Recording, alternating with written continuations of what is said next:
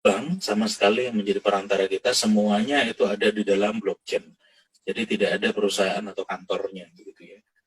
Lalu uang kita tidak disimpan oleh pihak lain. Jadi Forsas itu sama sekali tidak menyimpan uang kita. Justru itulah kenapa Forsas tidak bisa scam. Karena dia tidak punya beban keuangan sedikit pun. Karena memang dia hanya mengatur transaksi tetapi tidak memegang uang sama sekali begitu ya. Jadi uang kita tidak disimpan pihak lain, maka tidak dimungkinkan adanya fraud atau penipuan di Forsas ini. Lalu transfernya instan dan otomatis. Semua penghasilan itu langsung masuk ke dalam dompet di dalam HP kita masing-masing. Dan tidak perlu ditarik atau di-withdraw lagi. Karena Forsas tidak menyimpan uang kita. Jadi istilahnya begini, banyak masih yang bertanya juga, bagaimana caranya withdraw atau menarik uang kita dari Forsas, Pak?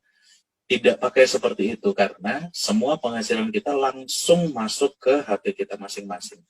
Jadi istilahnya begini, kalau misalnya kita punya uang di bank, pada saat uang itu ada di bank, maka kita menitipkan uang itu dan kita tidak memegangnya. Jadi pada saat kita titipkan, uang itu bukan uang kita, misalnya begitu ya. Pada saat kita mau memakainya, kita ke ATM dan kita tarik atau kita withdraw.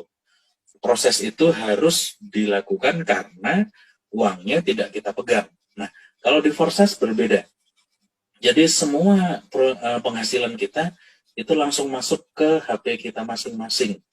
Jadi tidak perlu lagi di withdraw karena semuanya sudah pasti langsung masuk ke dompet kita masing-masing. Yang perlu kita lakukan hanya karena ini bentuknya Tron TRX, maka kalau mau kita pakai kita tukarkan menjadi rupiah di beberapa exchanger istilahnya atau money changernya istilahnya begitu ya, seperti Indodax, aplikasi pintu segala macam seperti tadi ya sudah dijelaskan oleh Pak Hendra. Nah, lalu yang istimewa juga ternyata Lado Okotnikov, si pemrogram Forsas ini dari Rusia, ternyata dia tidak dapat sepeser pun dari segala macam transaksi kita di Forsas ini. Jadi dia memang menciptakan Forsas ini agar bisa digunakan oleh siapapun secara bebas dan menguntungkan semua orang yang mau menggunakannya. Nah, si Lado sendiri, si pemrogramnya sendiri, kalau dia mau untung, dia harus menjadi sama seperti kita. Harus menjadi member juga, harus bekerja sama-sama seperti kita, baru dia akan mendapatkan keuntungan dari Forsas ini. Nah, yang kedua, yang terpenting juga, Forsas ini adalah sebuah bisnis jangka panjang, Bapak Ibu sekalian. Jadi 2 tahun, 3 tahun, 5 tahun, 10 tahun lagi ini akan tetap berjalan. Forsas ini terbukti